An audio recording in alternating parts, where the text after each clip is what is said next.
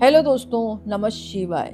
दोस्तों, आज मैं आपको बताऊंगी महाकुंभ के स्नान का महत्व और उसके बारे में कि महाकुंभ 144वां जो 2025 में पड़ रहा है, इसका क्या महत्व है। सब प्रथम मैं बताऊंगी आपको कि जो कुंभी है ना, वो हर 6 वर्ष बाद लगती है और कुंभ लगता है हर 12 साल बाद। जो कुंभ 12 साल बाद लगता है, ऐसे 12 कुंभ बीत जाते हैं, तब पड़ता है 144वां कुंभ, जिसको महाकुंभ के नाम से जाना जाता है। कहा जाता है कि कुंभ का बहुत ज्यादा महत्व होता है। अगर कोई व्यक्ति स्नान करता है प्रयागराज में जाकर वहां पर, और भगवान सूर्य की आराधना करता है, भगवान विष्णु की पूजा करता है, भगवान शिव की आराधना करता है, माँ गंगा का नाम लेता है, तो अनंत गुना एक तो फल प्राप्त होता है और अनजाने में किए हुए पापों का क्षय होता है और उसके जीवन की प्रत्येक मनोकामनाएं पूर्ण होती हैं।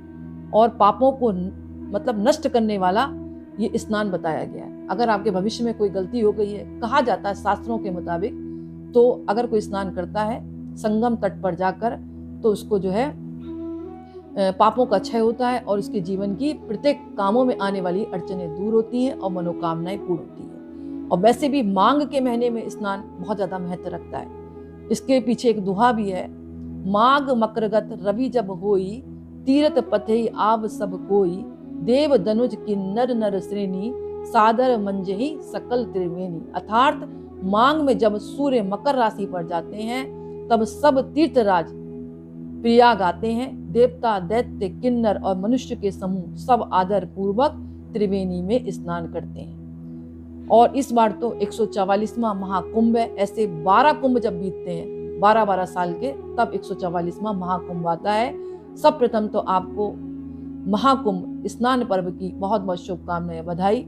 इसमें जो पहला स्नान है वो 13 जनवरी 2025 यानी पूर्णिमा के दिन से प्रारंभ हो गया है और आज सोमवार का दिन भी है। कितना अच्छा संयोग है, यानी कि सहयोग बहुत अच्छा माना गया है। पूर्णिमा तिथि, सोमवार का दिन और महाकुंभ तीनों अपने आप में बहुत खास हैं। तो अगर आप स्नान करने जा रहे हैं तो स्नान करने के भी नियम होते हैं। अगर आप नहीं जा पा रहे तो भी आप निराश ना हो, घर बैठकर भी आप उस स्नान का पूर्ण फल प्राप्त कर सकते हैं। तो पहले तो मैं आपको ये बताऊंगी कि अगर आप नहीं जा पा रहे हैं किसी भी कारणवश, तो आप कैसे स्नान करें। तो आप निराश ना हो, घर में ही जिस बाल्टी में आप स्नान करते हैं उसमें थोड़ा सा गंगा जल डाल लें और हर हर गंगे काशी विश्वनाथ गंगे या ओम नमः शिवाय अपने इस देवता का नाम लेते लेते आप स्नान कर लें और सूर्य भगवान को अर्घ्य दें। आपको पूर्ण फल प्राप्त होगा जो वहां पर आप स्नान करने महाकुंभ में जाएंगे। इसके अलावा आपके घर के आसपास पवित्र नदियां हो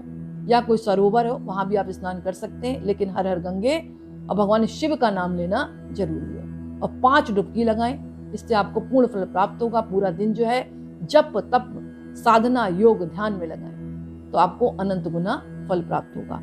इसके अलावा महाकुंभ में स्नान करने के कुछ नियम होते हैं। अगर आप जा रहे हैं तो इन नियमों का आप पालन करें। वो नियम क्या क्या है?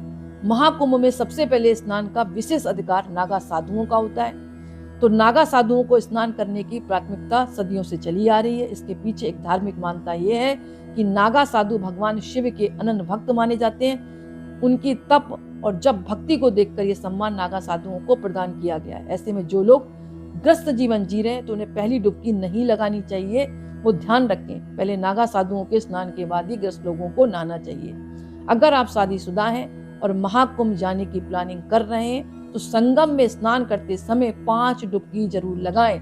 और जो 5 डुबकी आप लगा रहे हैं तो हर हर गंगे काशी विश्वनाथ गंगे बोलते हुए लगाएं।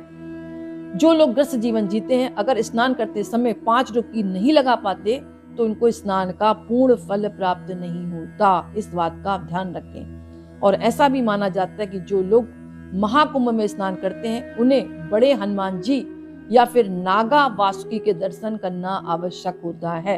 अगर आप स्नान करके सीधे घर चले आए तो पूर्ण फल प्राप्त नहीं होता। ऐसा नियम बताया गया है कि बड़े हनुमान जी या फिर नाग वासुकी के दर्शन जरूर करें। अगर स्नान के बाद आपने भूल से भी इन मंदिर के दर्शन नहीं किए तो पूर्ण फल प्राप्त नहीं होगा, आपकी धार्मिक यात्रा पूर्ण नहीं होगी। इसके अलावा महाकुंभ 2025 में अमृत स्नान, इनको शाही स्नान की तारीख बताई गई है, जिनको आप नोट कर लें। ताकि आपको भविष्य में जाने का मौका मिले तो आप इन दिनों स्नान कर सकें, अपने पापों का क्षय कर सकें और आपको पूर्ण फल प्राप्त हो। इसलिए आप स्नान जरूर करें। अगर नहीं मिल रहा है सौभाग्य तो इन सही तिथियों पे आपको घर पर ही स्नान करना है। जैसे कि मैंने नियम बताया है आपको, उस नियम के मुताबिक आप घर पर स्नान कर लें, पूर्ण फल प्राप्त होगा। वो स्नान कौन कौन सी तिथियां हैं? पहली तिथि है 13 जनवरी 2025 पौष पूर्णिमा। दूसरी तिथि है 14 जनवरी 2025 मकर संक्रांति। तीसरा शाही स्नान है 29 जनवरी 2025 मौनी अमावस्या। अगर इस दिन भी आप महाकुंभ में स्नान करते हैं तो कहा जाता है कि आपके पापों का क्षय होगा। इसके अलावा आपके जो पितृ हैं उनको भी मोक्ष की प्राप्ति होगी। तो आप ध्यान रखें। 3 फरवरी 2025 बसंत पंचमी का दिन है। 12 फरवरी 2025 माघ पूर्णिमा का दिन है और 26 फरवरी 2025 महाशिवरात्रि पर्व है। यानी इस दिन पूर्ण स्नान होगा महाकुंभ का। तो महाकुंभ माघ के महीना में पड़ता है, इसलिए माघ के महीने का अपने आप में अलग महत्व है। माघ के पूरे महीने अगर आप प्रातः काल स्नान करते हैं तो भी भगवान विष्णु की कृपा, भगवान शिव की और आपके जो भी इष्ट देवता उनकी कृपा आपके ऊपर बनी रहेगी। लेकिन पवित्र तिथियों में स्नान करने का भी अपने आप में महत्व है। अगर पूरे महीने नहीं कर सकते तो इन पवित्र तिथियों को आप स्नान में जरूर शामिल करें, यानी कि आप स्नान करें तो इन तिथियों में जरूर करें। इसके बाद आप अपने पितरों के नाम से, बाकी आप सूर्य भगवान की आराधना करें उनके नाम से। यानी पूरा महीना दान पुण्य का भी महीना बताया गया है। तो अपने पितरों के नाम से कुछ आप दान कर सकते हैं और सूर्य भगवान के नाम से भी आप कुछ दान कर सकते हैं। सूर्य की वस्तु दान कर सकते हैं, जैसे शनि की चीजें आप दान कर सकते हैं, क्योंकि सभी को पता है सूर्य क्या है, भगवान शनि के पिता हैं। और सूर्य मकर राशि में जा रहे हैं। मकर राशि किसकी है? शनिदेव की। तो काफी हद तक आपको इसका फायदा मिलेगा। तो आप सूर्य से संबंधित चीजें और शनि से संबंधित चीजों का दान करें। जैसे गुड़ है, लाल मसूर की दाल है, लाल कपड़ा है। शनि की चीजें हैं, काला कंबल है, काले तिल हैं, गुड़ की पट्टी है, तिल के लड्डू हैं, बाकी अनाज है। और खाने पीने की कुछ भी चीजें आप दान कर सकते हैं। जूते चप्पल भी आप दान कर सकते हैं, गर्म कपड़े दान कर सकते हैं, लेकिन उन्हीं को दे जिनको वास्तव में जरूरत हो। इसके अलावा पशु पक्षियों की सेवा करें, गाय की सेवा करें। पूरा महीना अपना सात्विक तरीके से आप बिताएं ताकि आपको महाकुंभ का फल भी प्राप्त हो।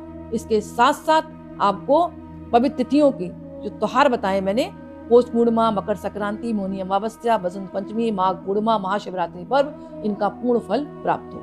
तो अगर आप किसी कारण नहीं जा पा रहे तो आप बिल्कुल निराश ना हो। घर बैठे पूर्ण तिथियों पर स्नान करने के बाद पूर्णता के साथ महाकुंभ का फल आप प्राप्त करें। इसके अलावा आप जो है पूरा महीना जप तप ध्यान साधना, श्रीमद् भागवत गीता का पाठ कर सकते हैं, उसका पाठ करें। शिव पुराण पढ़ सकते हैं तो वो पढ़ें। यानी पूरा महीना जो है ये पूजा पाठ का बताया गया। जप तप ध्यान ब्रह्मचार्य का पालन करें अगर आपने संकल्प किया है पूरे महीने का। इसके अलावा एक नियम और भी आता है कि आप एक टाइम भोजन करें। अगर पूरे महीने आप व्रत रख रहे हैं तो ये नियम फॉलो करने पड़ेंगे आपको।